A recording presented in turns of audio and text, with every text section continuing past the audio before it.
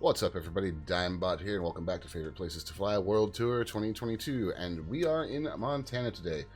You'll notice quite a lot of airfields scattered around. That's because we're going to be taking a look at Glacier National Park, and there's a lot of small airfields around. Now, KGPI here is Glacier International. This is a paved runway. This is a pretty decent airport.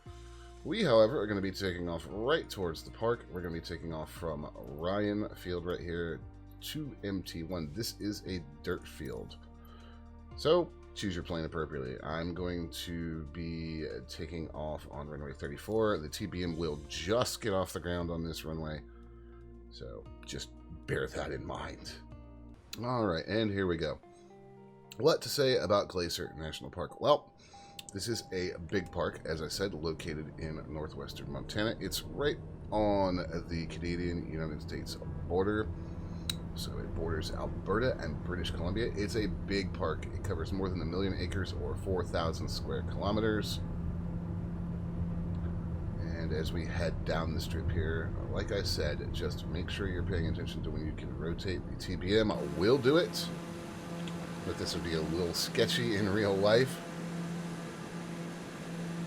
And we're going to see West Glacier here on our left. That is actually where the Park Service has their headquarters for the park. Throttle us back just a little bit.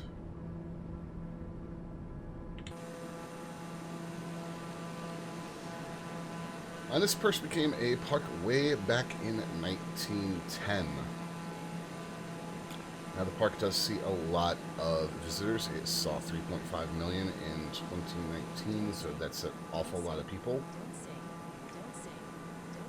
And do heed your plane. If it says don't sink while you're over a mountain, probably a good idea.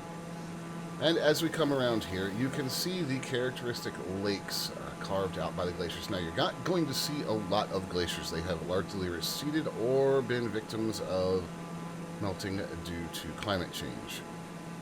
One thing that you will see a lot of if you come here is native wildlife. You will see grizzly bear, moose, wolverines, Canadian lynx, mountain goats.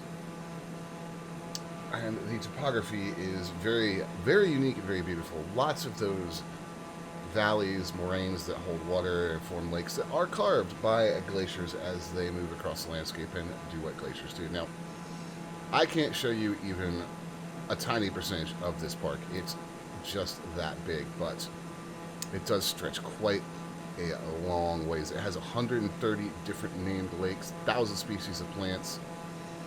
And you're looking at multiple mountain ranges here, sub-ranges of the Rockies. So, a lot to see. Let's see what this would look like during the winter.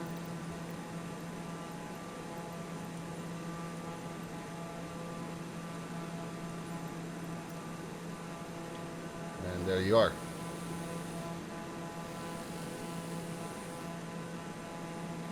Go ahead and throttle up a little bit. Now, this is bordered by other national parks to the north. There is a Canadian park. And all of this is here because of something known as the Lewis Overthrust, where rocks began being forced eastward and up and over some younger rock.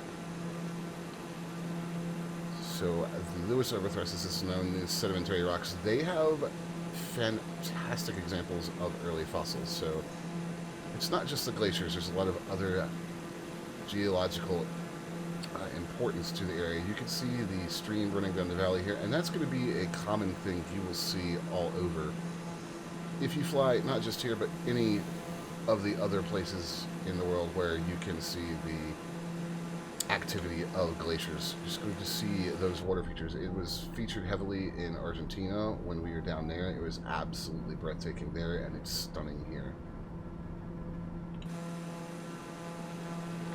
Use the rudder to nudge us over a little bit here. So, an absolutely gorgeous flight. This would also be quite fun to overfly in a airliner. You could get some serious height, get up to about 20,000 feet, and really have a good look around.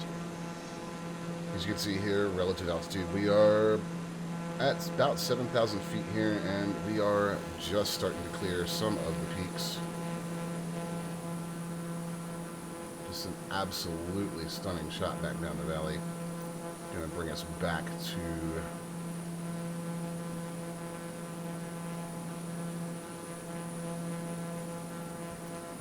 this time of year's weather. Would that we could have fall foliage, as I've often lamented in this series this time of year, but that is not to be. However, still absolutely stunning and definitely a place to come check out. Fantastic for VFRs, especially with all the small airfields around here. And that'll do it for me today, guys. We've only got one more episode left, and there's your proof I do these live before we get into the 12 days of flight sim for Christmas. So, if you liked the video, hey, like, subscribe. If you're here to the end, well, watch Sam's Key on YouTube. It really helps me out. My name has been Digmbot. Thank you so much, and I'll see you guys next time.